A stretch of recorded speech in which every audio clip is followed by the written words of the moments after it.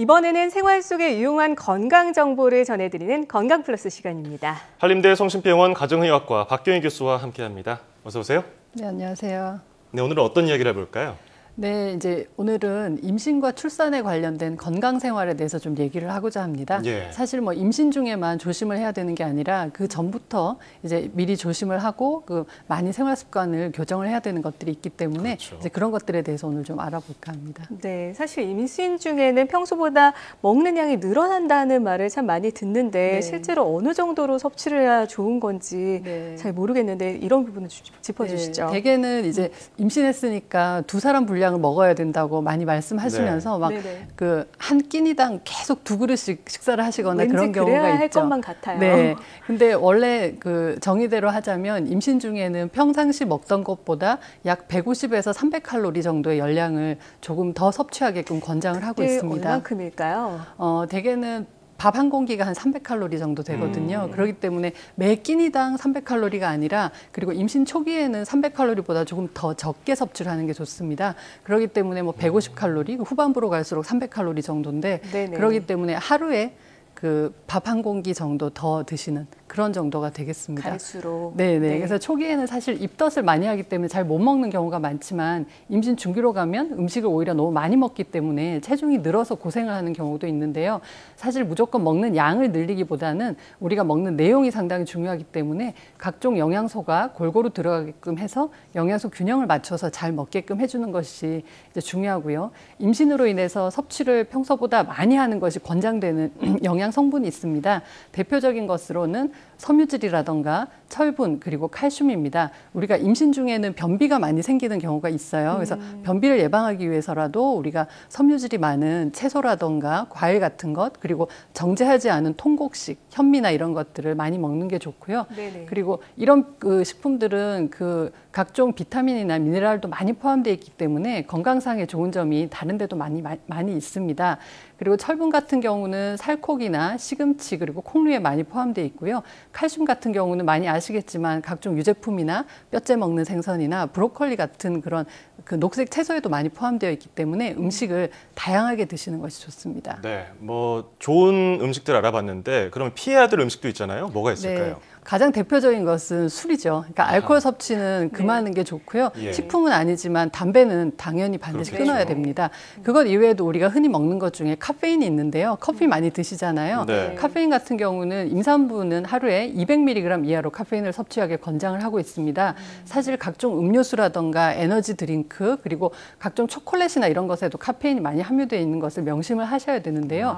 원두 커피 한 잔에 한 135mg 그리고 인스턴트 커피는 100mg 그리고 콜라는 40mg 정도가 포함되어 있습니다. 네. 그렇기 때문에 대개는 인스턴트 커피 같은 경우는 한두 잔 정도 하루에 허용이 되는 셈이고요. 원두 네. 커피는 한 잔이나 많아봐야 2잔 정도로 이제 허용이 되는데 우리가 이제 인터넷 같은 데 보면 임산부는 이런 음식을 먹으면 절대 안 된다 이런 것들이 속설이 상당히 많습니다. 네. 근데 우리가 일상생활에서 먹는 음식의 대부분은 못 먹을 이유가 없습니다. 그렇지만 주의를 한다면 지방이나 단순당의 섭취를 줄일 필요가 있는데요. 왜냐하면 이런 것들은 체중을 증가하게끔 만들잖아요. 근데 임신 중에 체중이 많이 늘게 되면 아이도 이제 큰 아이를 낳거나 아니면 임신 중에 당뇨가 생길 위험성이 크고 네. 그런 것들이 나중에 소화 비만과 그리고 아이가 나중에 커서 다른 대사합병증이 생길 위험성이 커지기 때문에 가능하면은 그런 성분을 좀 줄여서 섭취하는 것이 나중에 아이를 위해서라도 훨씬 더 좋습니다. 네네. 그리고 생선 같은 경우에도 참치나 이런 큰 생선 같은 경우는 수은 함량이 좀 많기 때문에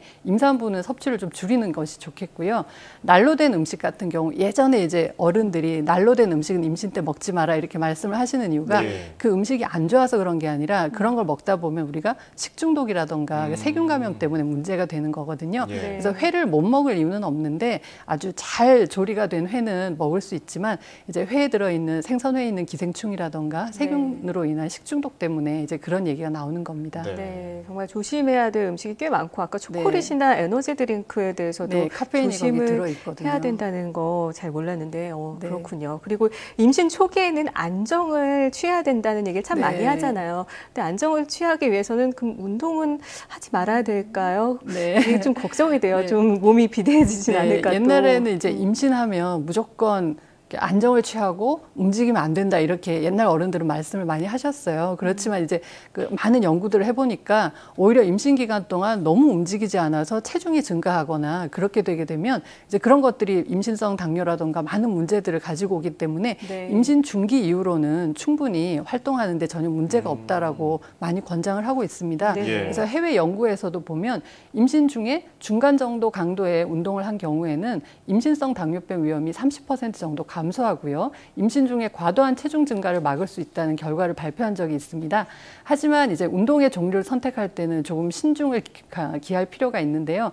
임신 초반기는 아무래도 무리하게 운동을 하지 않는 게 좋습니다. 왜냐하면 유산의 위험이 있거나 이럴 수도 있는데 특히 요즘은 고령 산모가 늘어나게 되면서 고위험 임신이 많습니다. 그래서 초반에는 가능하면은 좀 안정을 취하는 것이 좋고요. 임신 중기로 가면은 몸이 훨씬 편해집니다. 이제 그럴 때는 일상 활동은 충분히 할 수 있고 스트레칭이라던가 가벼운 산책 이런 것도 상당히 좋습니다.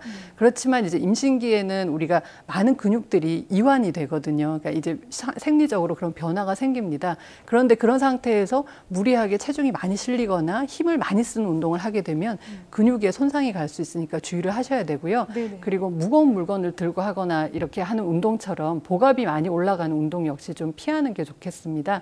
가능하면은 가벼운 스트레칭이나 걷기나 수영 같은 것들은 이제 추천할 만한 운동이라고 볼 수 있습니다. 네. 예.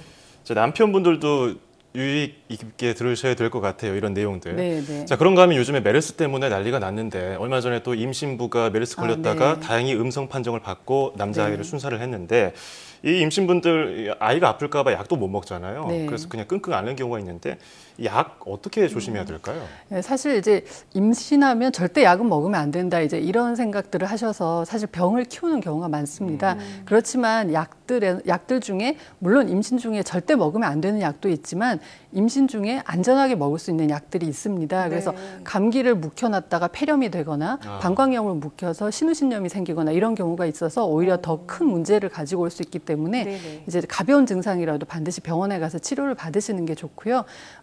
그 일부 이제 임산부들 중에는 천식이 있거나 고혈압이나 갑상선 기능 이상 같은 질병이 있는데 그런 경우에 내가 약을 먹는 게 해롭지 않을까 그러면서 약을 임의로 끊어버리는 경우가 있는데 오히려 질병이 악화되면서 좋지 않은 결과를 가지고 올 수 있기 때문에 그런 경우는 반드시 주치의와 상의를 해서 약을 변경해가면서 이렇게 약을 복용을 하시면 되고요.